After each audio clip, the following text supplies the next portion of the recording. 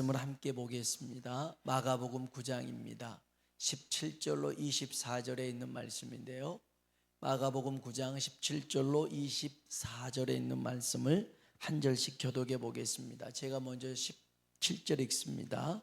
무리 중에 하나가 대답하되 선생님, 말 못하게 귀신 들린 내 아들을 선생님께 데려왔나이다.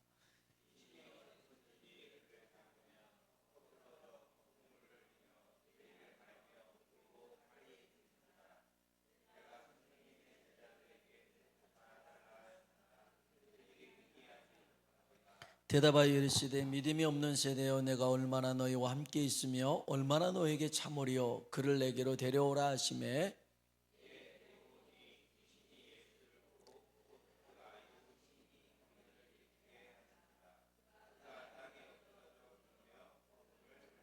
예수께서 그 아버지에게 물으시되 언제부터 이렇게 되었느냐 하시니 이르되 어릴 때부터니이다.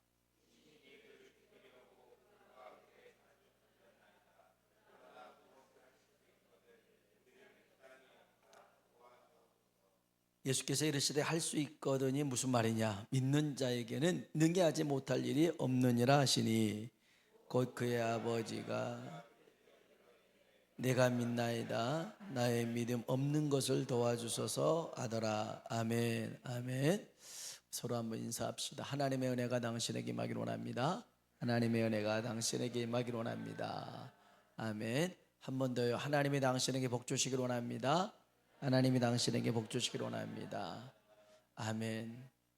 어떤 자리에 있느냐가 참 중요합니다. 하나님 만날 수 있는 그 자리로 올라가야 될 줄로 믿습니다. 그래서 하나님을 만나면 인생이 변화되는데요. 우리가 이제 다음 주에 정교인 수련회를 하려고 합니다. 수요일날, 목요일날 이것을 두고도 많이 기도하고 있고 기대하고 있고, 하나님께서 정말 멀리 가지도 않고 우리 교회에서 하는 일들인데 크신 은혜를 허락하실 줄로 믿습니다. 예수님이 변화산에서 내려왔는데요, 제자들을 둘러싸고 많은 사람들이 막 웅성웅성 거려요. 그리고 큰 소리도 나요. 그래서 무슨 일이냐 물어봤더니 이제 막 서기관들도 거기 있고 많은 무리들이 서로 막 변론하면서 이유는 그거였어요. 귀신 들린 아이를 제자들한테 고쳐달라고 데리고 왔는데 제자들이 못 고치더라는 거예요. 못 고쳐요. 그걸 가지고 실랭이를 벌이고 있는 거였어요. 그런 중에 주님인 줄 알고 한 사람이 이 아이 아버지죠, 예수님께 와서 자기 아이들을 고쳐달라는 내용이 오늘 본문입니다. 근데 이 사람이 그런 거죠. 당신의 제자들이 내 아이를 못 고쳤다 이렇게 얘기할 때 주님이 하셨던 말씀이 여기 19절, 이 모든 상황을 진단을 이렇게 하십니다. 19절 읽어볼까요? 대답하여 이르시되 믿음이 없는 세대여, 내가 얼마나 너희와 함께 있으며 얼마나 너희에게 참으리요. 그를 내게로 데려오라 하시매. 아멘. 한번 따라 합시다. 믿음이 없는 세대요. 뭐가 없는 세대라고요? 믿음이 없대요. 믿음이 없는 세대라는 거예요. 보기는 보아도 보지 못합니다. 듣기는 들어도 듣지 못합니다. 도무지 마음으로도 깨닫지 못하는 세대였어요. 하나님이 일하시는 현장에 있는데 믿지를 않아요. 수많은 기적과 능력을 주님이 행하셨는데 믿으려고 하지 않고 분석하고 있습니다. 분석하는 거예요. 우리 그러잖아요. 그 마술사들이 마술하면 이제 그 청중들이 보고 와, 이제 예국 같으면 막 박수치면서 와 이렇게 리액션 해주고 감탄사를 터뜨리는데 우리나라 사람들은 어디서 저기서 속임수를 쓰나 막 이렇게 쳐다본다잖아요. 분명 여기에 살 거야 이렇게 쳐다본다는데, 아니 주님이 기적을 행하셨는데 거기에 대해서 믿어야 되는데 어떻게 기적을 행하셨을까 믿으려고 하지 않고 분석을 하고 있어요. 이건 속임수다. 분명 이건 속임수고, 아니면 귀신의 왕 바알세붑을 힘입어 가지고 귀신을 내쫓는 거다. 이렇게 분석을 하고 있는 겁니다. 분석을 하고 있는 거예요. 우리도 가끔 그럴 때가 있어요. 기도하는데 하나님께서 기도에 응답을 주셨어요. 믿음으로 아멘 하면 되는데 이거는 그냥 우연히 된 것 같아. 때가 되니까 그냥 되어진 것 같아. 이렇게 생각을 한단 말이에요. 아니에요. 여러분, 주님께서 우리에게 기적과 능력을 행하신 것은 그 자체가 목적이 아니고 그것을 통해서 믿음을 가지라는 거예요. 믿음을 가져야 돼요. 또한 앞으로도 믿음을 가지고 살면 기적은 자연스럽게 일어날 수 있더라는 것입니다. 오늘 우리에게 기적과 능력이 잘 나타나지 않는 이유는 하나님을 제대로 믿지 못하기 때문에 그래요. 그래서 주님이 우리에게 분명하게 하신 말씀이 23절에 있어요. 23절 같이 한번 읽어봅시다. 예수께서 이르시되 할 수 있거든이 무슨 말이냐? 믿는 자에게는 능히 하지 못할 일이 없느니라 하시니. 아멘, 아멘. 여러분, 믿는 자에게는 능치 못함이 없는 줄로 믿습니다. 오늘 이 말씀이 우리에게 아멘이 되면 끝난 겁니다. 아니, 믿는 자에게 능치 못할 일이 없다. 아멘 하면 다 끝난 거잖아요. 오늘 이 말씀이 진실로 내 삶 가운데 선포되면 그걸로 끝이 되는 것입니다. 여러분, 병을 고치는 것보다 귀신을 내쫓는 것보다 더 중요한 게 뭐냐? 믿음이 먼저라는 것입니다. 믿음이 먼저예요. 응답받고 해결되는 것은 나중 일입니다. 주님이 아이의 아버지에게 먼저 믿음을 가지라고 그랬어요. 믿는 척 하지 마라. 진짜 믿어라. 돼도 그만, 안 돼도 그만, 이런 생각 버려라. 주님이 역사하면 된다. 주님이 말씀하면 된다. 할렐루야. 아이의 아버지는요, 믿음이 없었습니다. 주님과 제자들이 병을 고치고 귀신을 내쫓는다는 소문을 들었죠. 반신반의하며 아이를 데리고 왔어요. 그런데 자기 아이를 고쳐주지 못해요. 귀신을 내쫓지 못합니다. 그래서 서기관들과 더불어서 말싸움을 하고 있었어요. 우리 14절 한번 봅시다. 이에 그들이 제자들에게 와서 보니 큰 무리가 그들을 둘러싸고 서기관들이 그들과 더불어 변론하고 있더라. 아멘. 무슨 얘기냐면 저번에는, 제자들 보고 하는 말이에요. 저번에는 고쳐주더니 왜 내 아이는 안 고쳐주냐라는 거예요. 그럼 저번에 한 게 거짓말이냐, 속임수냐, 지금도 한번 해보라는 거였습니다. 여러분, 아이의 아버지가 믿음이 있었다면 제자들이 못 고쳤을 때 그거 가지고 따지고 말싸움하고 그러지 않고 물어봤을 거예요. 주님 계신 곳이 어디 있느냐? 내가 이 아이를 안고 주님께 나아가겠다. 이런 믿음이 있었겠죠. 그러나 그런 믿음이 없어요. 여러분 잘 들으세요. 자꾸만 따지려고 하고 자꾸만 해명하라고 하고 자꾸만 설득시키려고 하고 이런 거는 언제 나타나느냐? 믿음이 없을 때 그렇게 나타나는 거예요. 자꾸 해명하려고 그래요. 자꾸 설득하려고 그래요. 여러분, 진짜 믿으면 뭐라고 해요? 그냥 따라와. 나만 믿고 와. 말할 수 있어요. 근데 왜 나를 따라와야 되는지, 그럴 때 어떤 일이 있는지 설득시키려고 할 필요가 없어요. 나만 믿고 와. 할 수가 있다는 것이죠. 주님이 믿음만 있으면 못할 일이 없단다 말씀하니까 이 아이의 아버지가 뭐라고 하냐면 24절 봅시다. 읽어볼까요? 곧 그 아이의 아버지가 소리를 질러 이르되 내가 믿나이다. 나의 믿음 없는 것을 도와주소서 하더라. 아멘. 내가 믿습니다. 근데 내가 믿음이 없어요. 정말 솔직한 고백입니다.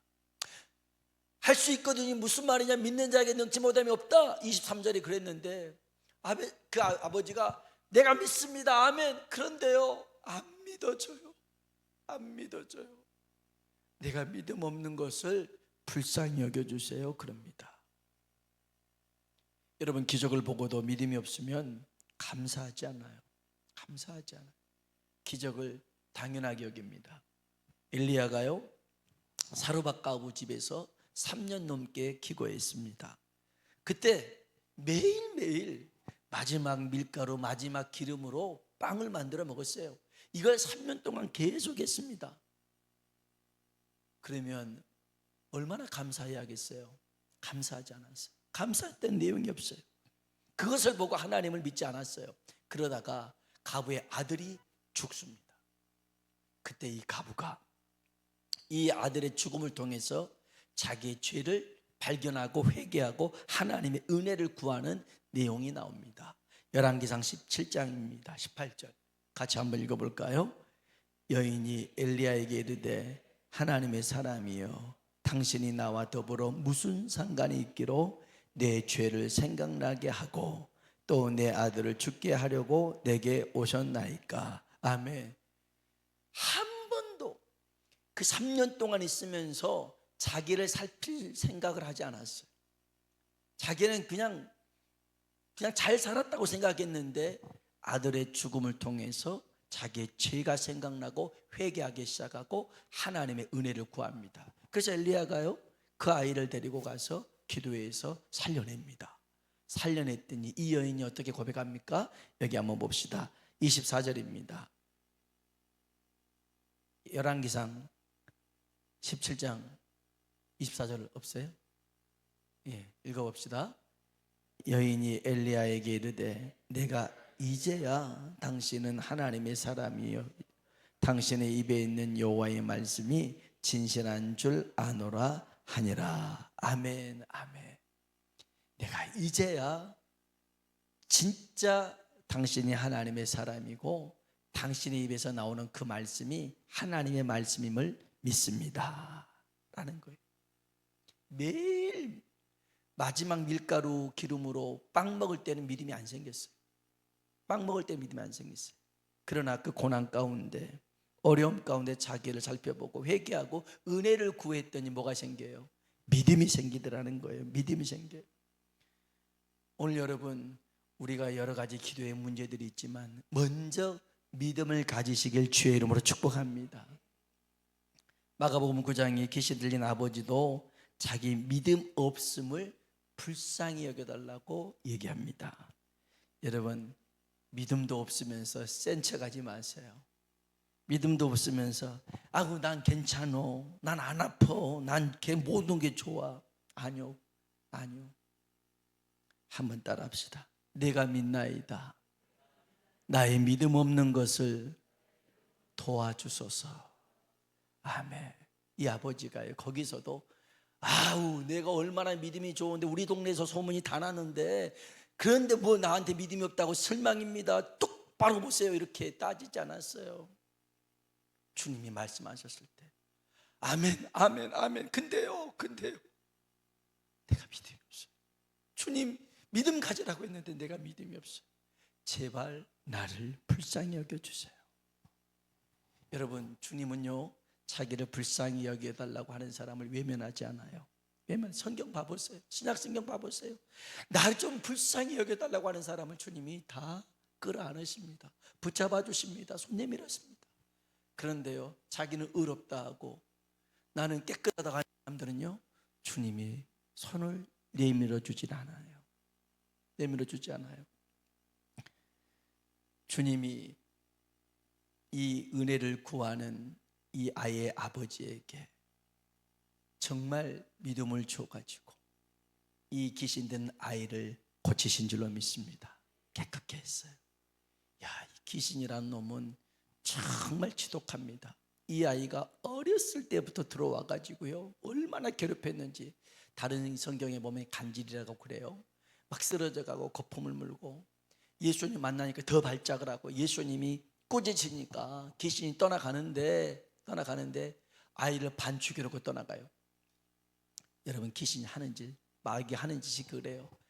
도둑질하고 죽이고 멸망하는 것인데 여러분 우리가 예수 그리스도의 이름으로 꾸짖고 내쫓아서 살리는 사람 되길 주의 이름으로 축복합니다.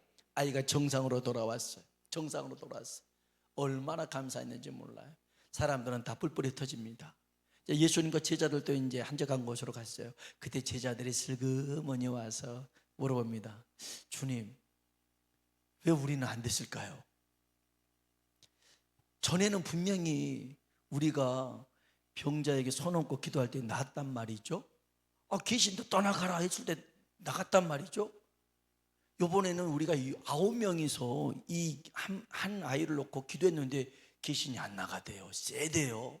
이유가 뭘까요? 물어봅니다. 우리 한번 성경 봅시다. 마가복음 9장 28절로 29절입니다. 28절로 29절에 있는 말씀 한번 마가복음 9장 28절 29절 읽어봅시다. 집에 들어가심에 제자들이 조용히 묻자오되 우리는 어찌하여 능히 그 귀신을 쫓아내지 못하였나이까. 이르시되 기도 외에 다른 곳으로는 이런 종류가 나갈 수 없느니라 하시니라. 아멘, 아멘. 예수님이 귀신을 어떻게 내쫓았대요? 기도의 능력으로 내쫓았대요. 주님이니까 귀신이 벌벌벌 떨고 도망가는 게 아니었더라는 거예요. 주님이 변화산에서 뭐 하신 줄 아세요? 기도하셨어요. 기도하시다가 왜 변화산이에요? 그 옷이 흰 광채처럼 빛이 나서 변했다. 그래서 다보르산이 이제 그 변화산이라고 얘기를 하거든요. 거기서 주님이 기도하셨거든요. 이제 주일날 한번 볼 건데, 기도하고 내려와서 이 귀신 들린 아이를 고치신 거예요. 여러분, 능력은 저절로 생기는 게 아니에요. 능력은 매일 하나님의 은혜를 채우는 것입니다. 은혜를 채우는 거예요. 은혜가 채워지지 않는 저수지는요, 가뭄이나 기근을 해결할 수가 없어요. 아니, 저수지에 물이 차야 기근의 때나 아니면 가뭄의 때에 그 물로 해결할 거 아닙니까? 오늘 우리도 마찬가지예요. 인생에 기근을 만날 수 있어요. 가뭄을 만날 수 있어요. 어떻게 해결해야 됩니까? 은혜의 수원지에서, 은혜의 저수지에서 그 물을 흘려 보내야 될 거 아니겠어요? 할렐루야. 이걸 받아야 됩니다. 받아야 돼요. 은혜를 우리 영혼에 채울 수 있는 방법이 뭐냐?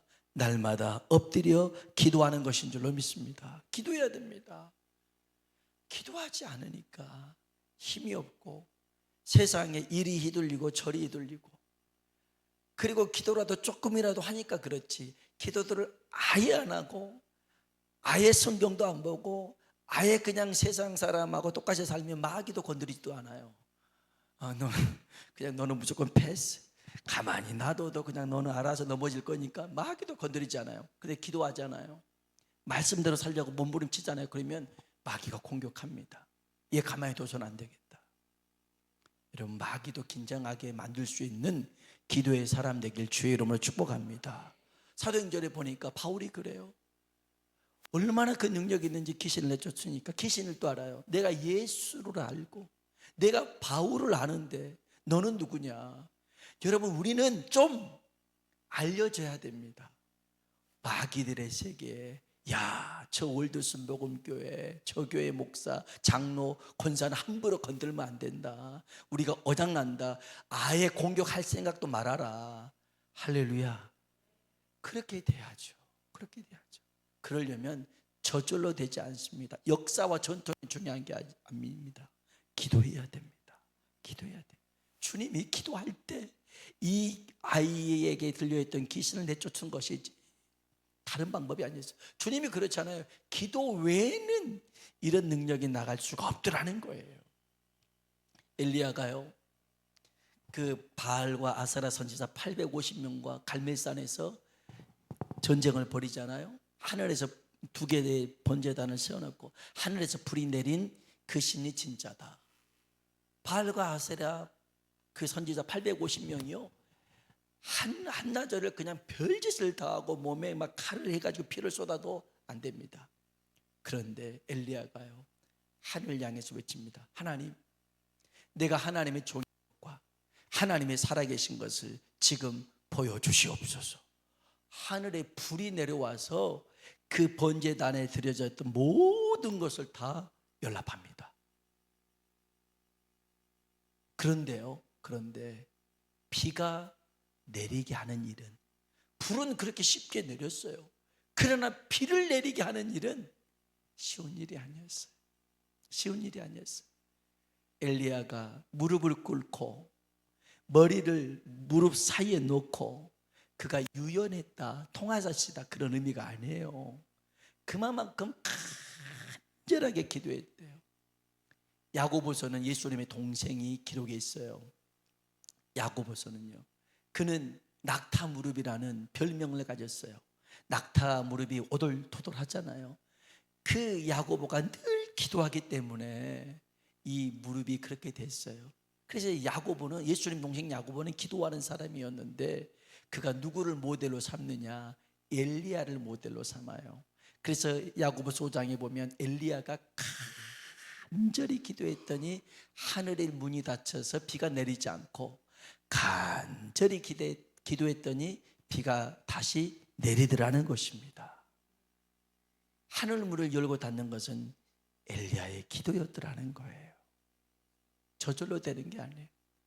하나님의 은혜가 우리에게 채워지도록 엎드려 기도해야 될 줄로 믿습니다. 오늘 이 밤에 먼저 여러분 문제를 가지고 왔어도 먼저 믿음을 구해야 됩니다. 하나님, 내가 믿음이 없어요. 내가 요즘 자꾸 갈팡질팡하고 흔들립니다. 사람의 말 한마디도 마음이 그냥 울컥해지고 다쳐지고 그냥 상처받는 것 같아요. 하나님, 그 사람이 문제 가지고 내 영혼이 문제입니다. 내 믿음을 굳세게 하여 주옵소서. 믿음을 구해야 돼. 그리고 하나님의 은혜로 나의 영혼을 채워주십시오.